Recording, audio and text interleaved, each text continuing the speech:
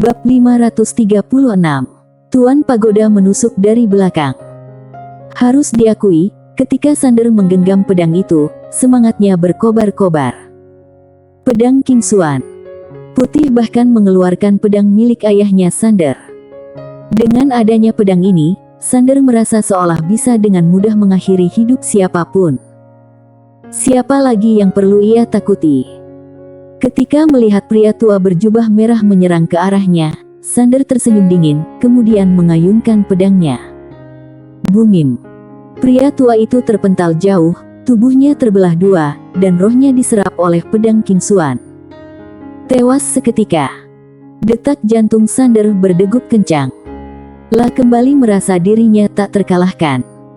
Saat memegang pedang King Xuan maupun pedang Hang Dao, Sander selalu merasa tak realistis. Lah merasa benar-benar tak terkalahkan. Sander menatap pedang King Xuan, membayangkan bagaimana pedang itu akan menjadi miliknya setelah 100 tahun. Namun, ia menahan diri. Tidak. Dirinya tak boleh terjerumus dalam pemikiran seperti itu. Sander bercucuran keringat dingin karena pemikirannya ini. Bagaimana ia bisa berpikir seperti itu? Pasti karena pengaruh garis keturunan iblis gila. Dirinya yang merupakan anak berbakti, bagaimana mungkin memiliki pemikiran tak hormat? Garis keturunan iblis gila merasa tak berdaya. Tanpa ragu, Sander menggenggam pedang King Xuan dengan erat, melirik sekeliling dan menghilang. Cahaya pedang meluncur.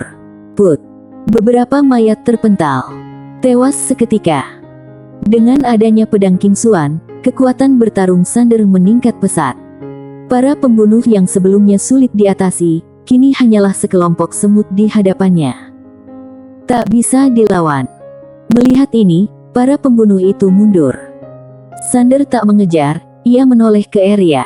Saat ini, Arya berhasil memaksa sekelompok master misterius mundur.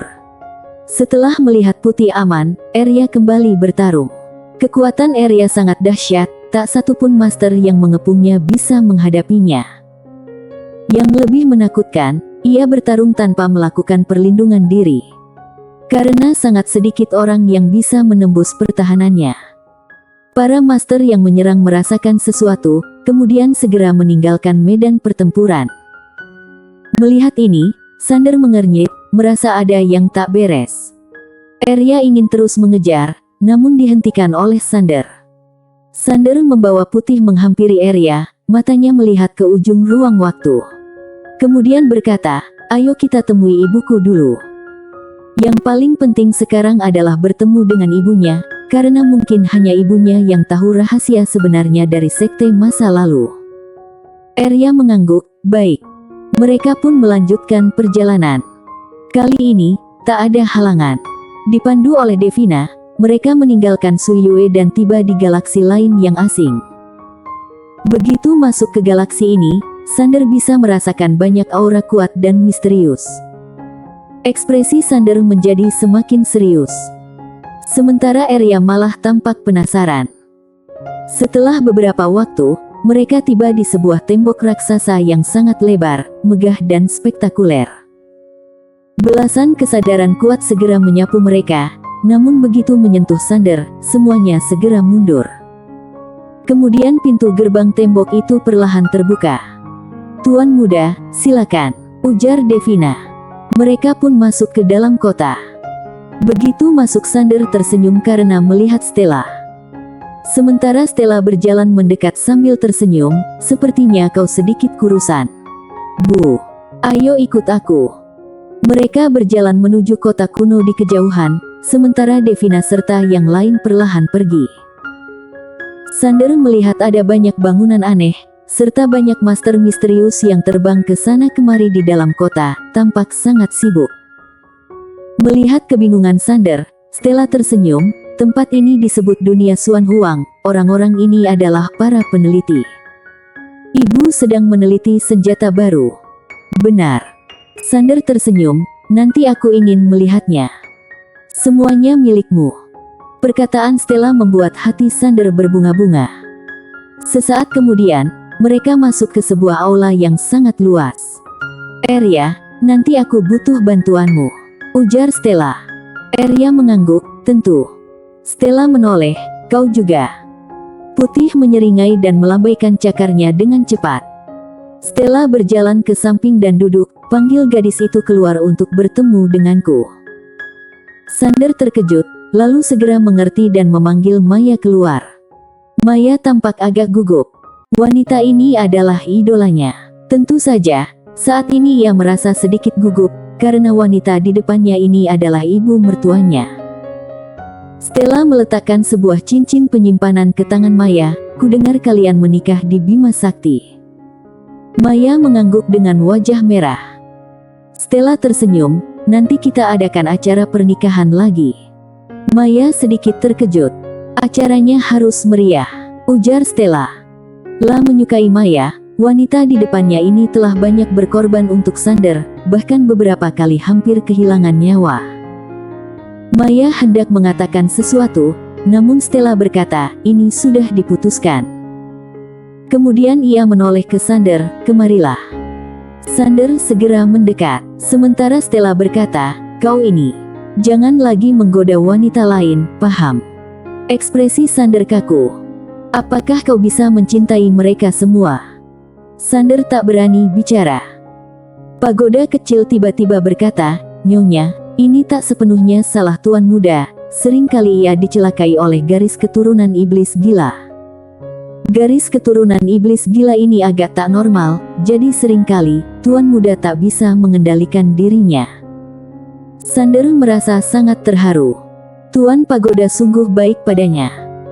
Stella tersenyum, jadi, semua ini salah garis keturunan iblis gila. Setidaknya 80% salahnya. Stella tersenyum, Pagoda kecil, apakah ini perkataan dari lubuk hatimu? Tuan Muda yang menyuruhku berkata demikian, ujar Pagoda kecil. Sander tertegun. Sialan, Tuan Pagoda, kau menusukku dari belakang. Ia juga membawa banyak gadis untuk bertemu dengan kami, katanya mereka adalah istrinya. Setiap kali, kami memberikan hadiah pertemuan, ujar Arya.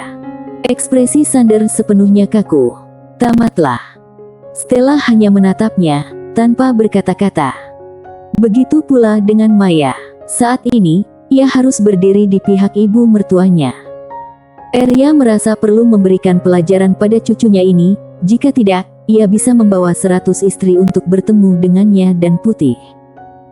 Sander tersenyum masam, Bu, aku akan menuruti semua perkataanmu. Sander hanya bisa mengaku salah.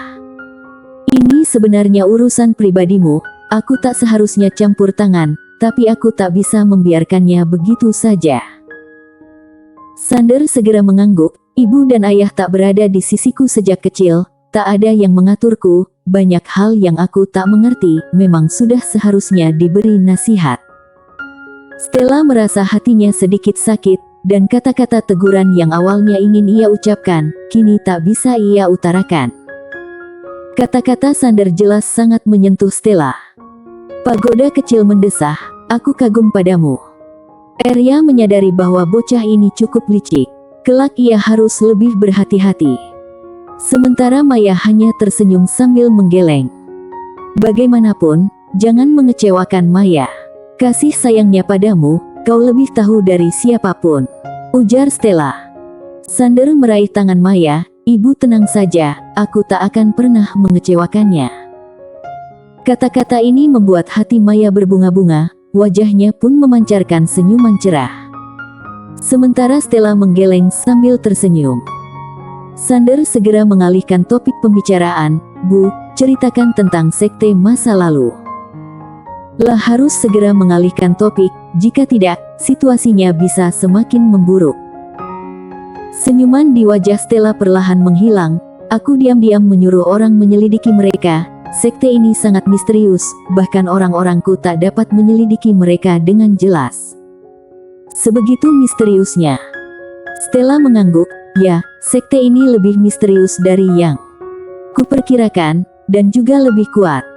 Sander tampak muram, terutama pemimpin mereka. La masih sangat takut pada wanita itu.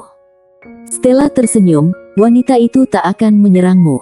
Jika ia menyerangmu, itu berarti melanggar aturan. Apa yang akan terjadi jika ia melanggar aturan? Stella tak menjawab, melainkan berkata, "Ayo, aku akan membawamu ke suatu tempat." "Kemana?" "Aku akan menunjukkan wilayah yang telah aku bangun untukmu," ujar Stella. Sander terdiam. Bersambung. Bab 537 Bibi bergaun polos. Stella membawa mereka meninggalkan aula. Sekitar 1 jam kemudian, mereka menggunakan portal teleportasi dan tiba di wilayah bintang yang asing. Setibanya di sana, Sander segera menyadari keistimewaan tempat ini. Ekspresinya berubah, karena ia menyadari waktu di sini berbeda dengan dunia luar. "Kau sudah menyadarinya?" tanya Detela. "Waktu di sini," Stella berkata, "tempat ini kubuat dengan meniru fungsi dari pagoda kecil. Di sini 3 tahun setara dengan 1 hari di dunia luar. Meski belum sekuat pagoda kecil, namun tetap berguna." Sander tampak kagum, "Ibu yang membuatnya?" Stella mengangguk. "Perlu diketahui, fungsi pagoda kecil ini diberikan oleh Bibi bergaun polos. Fungsinya sangat luar biasa. Tak disangka ibunya mampu menirunya. Ini sungguh menakjubkan." Stella kembali berkata, "Kami masih melakukan penelitian. Memang semakin sulit, namun selalu ada kemajuan." Sander mengangguk, memperhatikan sekeliling, dan merasakan keajaiban tempat ini. "Pengawal," Stella segera memanggil. Bungin. Ruang dan waktu tiba-tiba terbelah, dan muncul seorang pria paruh baya di depan Stella. Pria itu mengenakan zirah api, memancarkan kekuatan panas yang mengerikan. Kemudian, muncul 200 orang lagi di belakangnya, mereka juga mengenakan zirah api yang serupa. Seluruh dunia perlahan menjadi semu. Sander terlihat agak terkejut. Sementara Stella tersenyum, "Pengawal Yan Huang. Mereka dilatih khusus untukmu. Sebelumnya mereka adalah penjelajah waktu. Karena membutuhkan bantuan untuk memperpanjang umur, aku membantu mereka. Sebagai gantinya, mereka bekerja untukku." "Ibu bisa membantu mereka memperpanjang umur?" tanya Sander. "Ya." "Bagaimana caranya?" Stella mengeluarkan sebuah pil seukuran ibu jari. "Pil obat." Stella mengangguk, "Ini adalah pil sumber leluhur, dibuat menggunakan sumber leluhur. Satu sumber leluhur bisa digunakan untuk membuat sekitar 100 pil ini, dan 1 pil ini bisa menambah umur puluhan tahun." Puluhan tahun umur mungkin tak berarti bagi orang biasa, tapi bagi penjelajah waktu, itu sangat berharga. Sander terkejut, "Ibu punya sumber leluhur?" "Ya." "Dari mana ibu mendapatkannya?" Stella menggeleng, "Ayahmu yang menemukannya. Aku memintanya untuk mencari beberapa, tapi sekarang itu sangat langka, bahkan hampir tak ada lagi." Sander mengernyit. Ada buku yang mencatat 1 miliar tahun sejarah Suyue. Mengenai sejarah sebelum itu, mungkin hanya sekte masa lalu yang tahu. 1 miliar tahun yang lalu. Sander bertanya, "Ayah pernah menjelajah ke masa itu?" Stella mengangguk, "Pernah, tapi karena alasan tertentu, ia tak meneruskan perjalanannya."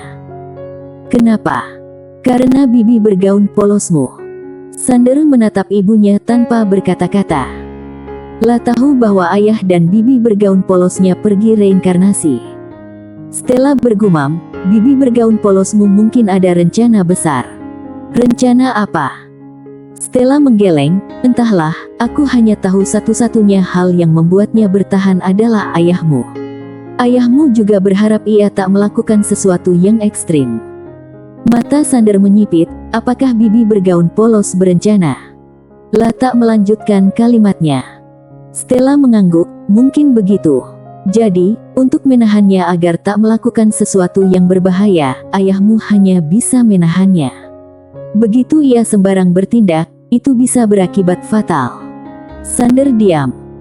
Memang benar, kalau Bibi bergaun polos melakukan sesuatu yang berbahaya, itu bisa berujung pada bencana.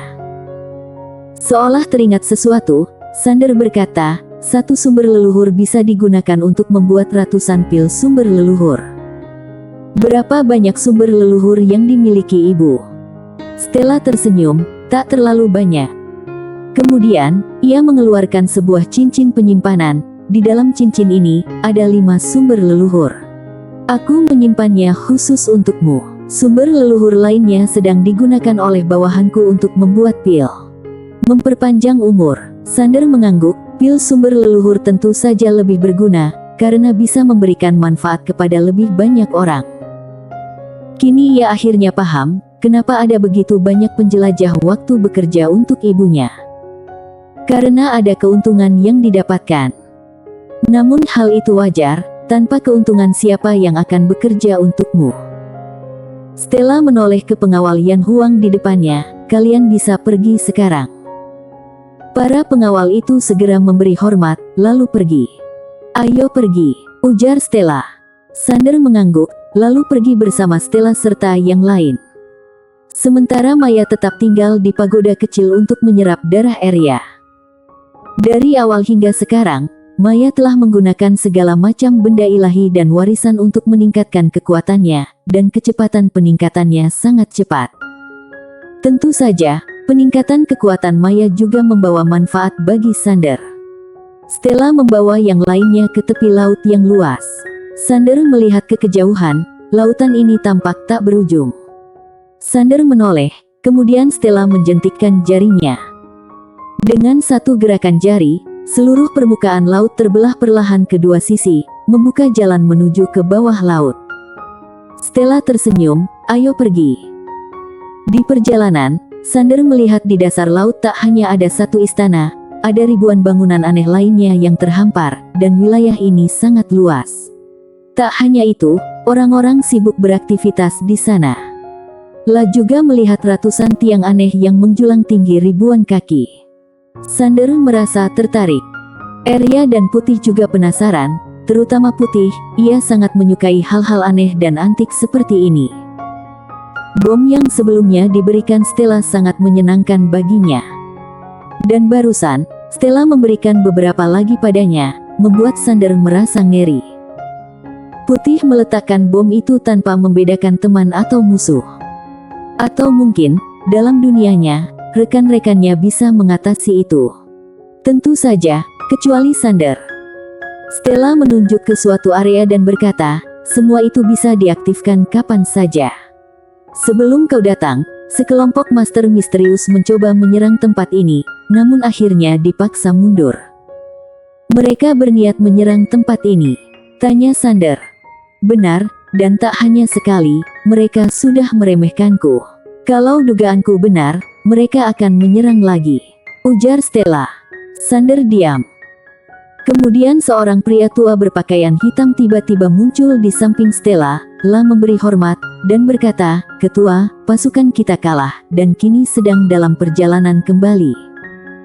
Sander sedikit bingung. Stella menjelaskan, mereka adalah pengawal Guan Xuan yang berhadapan dengan klan Gui. Raut wajah Sander menjadi muram. Pria tua itu kembali berkata, para master klan Gui semakin banyak, pasukan kita tak mampu bertahan. Bibiku. Nona Feni juga sudah mundur, La ingin pergi, ketua klan Gui tak akan bisa menahannya, apalagi target mereka bukan dia. Sander akhirnya merasa lega. Stella berkata, kirim bantuan untuk pengawal Guan Xuan. Pria tua itu memberi hormat, paham. Kemudian ia pun pergi. Stella membawa Sander melanjutkan perjalanan. Sejenak kemudian, mereka tiba di sebuah istana besar. Di dalamnya ada ratusan orang yang sedang sibuk. Namun, saat melihat Stella, semua orang segera memberikan hormat, salam hormat pada ketua. Stella mengangguk, dia adalah putraku, kelak kalian harus mendengar perkataannya. Semua orang memberi hormat pada Sander, salam hormat pada tuan muda. Lanjutkan pekerjaan kalian, ujar Stella. Semua orang kembali bertugas. Mereka adalah orang-orang pavilion Guan Xuan, dan ini adalah salah satu departemen inti di sini, mengendalikan 6 bagian 3 penjagaan, serta berbagai sistem intelijen lainnya. Singkatnya, ini adalah otak dari pavilion Suyue. Sander melihat sekeliling. Sepertinya orang-orang di sini lebih mengutamakan kecerdasan bukan kekuatan fisik. Sebelumnya aku pergi ke Bima Sakti, ujar Sander. Stella sedikit terkejut, kau pergi mengunjungi keluarga Qin. Sander mengangguk, aku berziarah ke makam kakek. Baguslah. Stella tak mengatakan apa-apa lagi. Apakah ibu ada rencana untuk kembali ke Bima Sakti? Tanya Sander. Stella tersenyum, semua orang yang aku sayangi telah pergi. Sekarang, bagiku, dimanapun kau berada, itulah rumahku. Sander terharu. Namun kalau suatu hari nanti kau ingin kembali ke sana, aku akan menemanimu. Sander mengangguk, baiklah. Stella hendak bicara lagi, namun sesosok orang muncul dan mengucapkan beberapa kata. Stella mengernyit, ketua sekte masa lalu ini benar-benar licik. Bersambung.